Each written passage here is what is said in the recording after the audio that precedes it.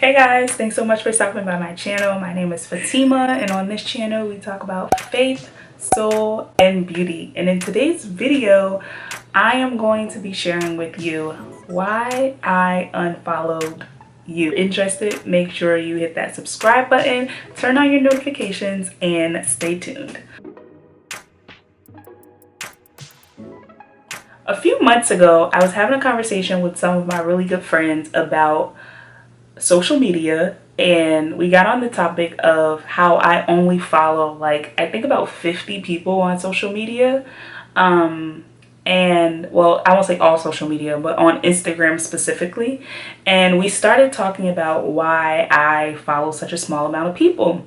So let me start by giving you guys a little bit of a backstory, right? So my first kind of like introduction to social media, I guess, would have started with MySpace. I'm sure you guys remember MySpace. Thumbs up this video if you do. I wonder where Tom is anyway.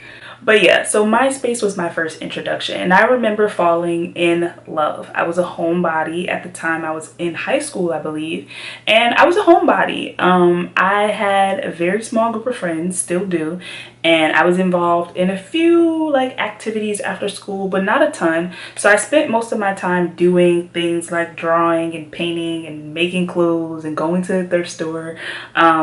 And when I wasn't doing those things, I was on the internet. I was on MySpace, and I was just fascinated by this world of kind of like seeing other people's lives. This was like before, I don't want to say before YouTube was a thing, but before I was on YouTube or like watching YouTube. So that was kind of like the first introduction of like, wow, these are like regular people like me, and this is their life and this is what they're doing. And there was something so fascinating about that.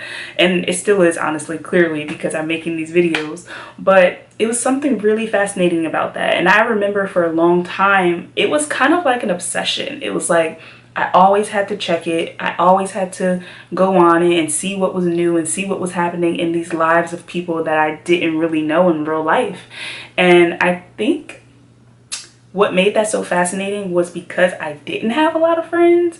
And this kind of sounds like a sob story, but I'm sure a lot of you guys can probably relate, like growing up on the internet. And as social media advanced and all these new apps started coming out, there was Facebook, there was Instagram, there was Twitter.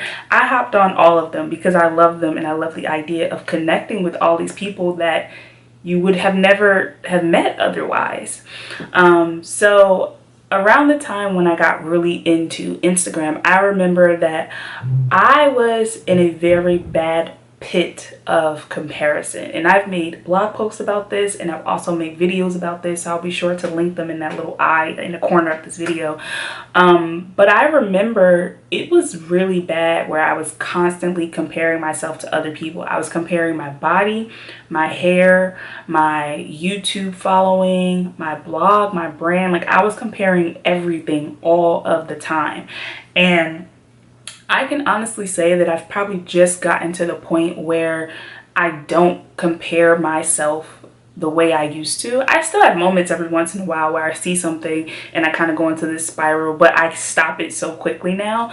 But before, it was really bad. Like, it was to the point where I felt bad a lot of the times about myself, because I was always obsessing over what everyone else was doing, what they were wearing, what their blog was like, how many YouTube followers they had. So that was a really bad habit that I had to break. And one of the ways that I broke it was by not following thousands upon thousands of people.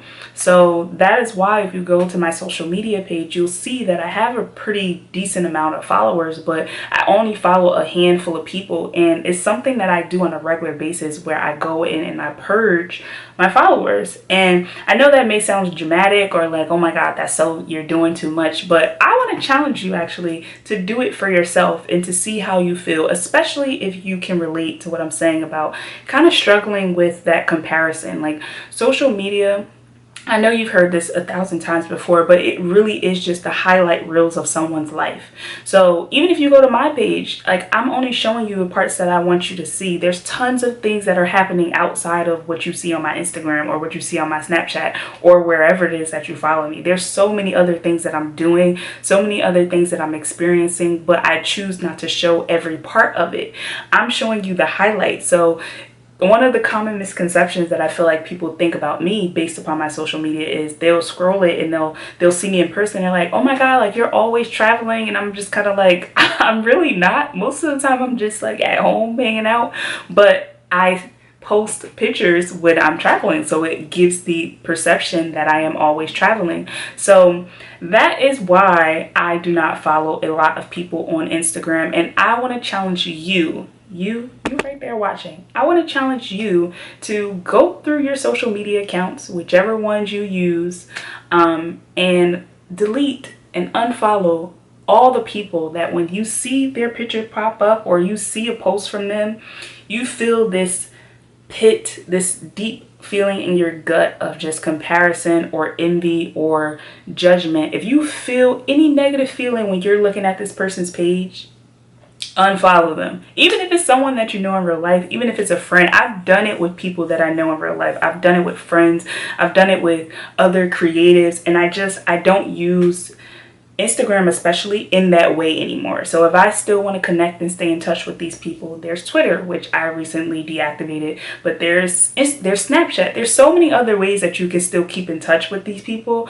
But for me personally, it was like I knew that that was not healthy for me. So if you feel yourself forming an unhealthy habit, stop it in its tracks and focus on self. And a great way to do that is to limit what you're consuming. This stuff is constantly playing in the background of our minds. You're seeing all these posts, you're seeing people getting married and going on vacation and having babies, and you're judging your life and you're saying, I'm not where I'm supposed to be, I'm not where I thought I would be, or I'm not where all of my peers are. One other thing that I want you to consider is, are you chasing someone else's version of success?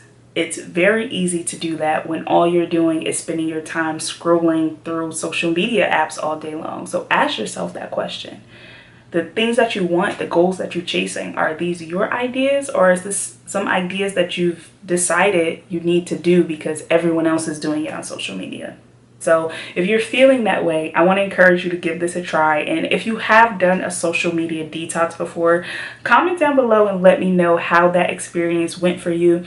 I cannot wait to hear from you guys, and I'm just really excited about the videos that are going to be going up on my channel. So if you are too, make sure you subscribe, and I'll see you in the next video.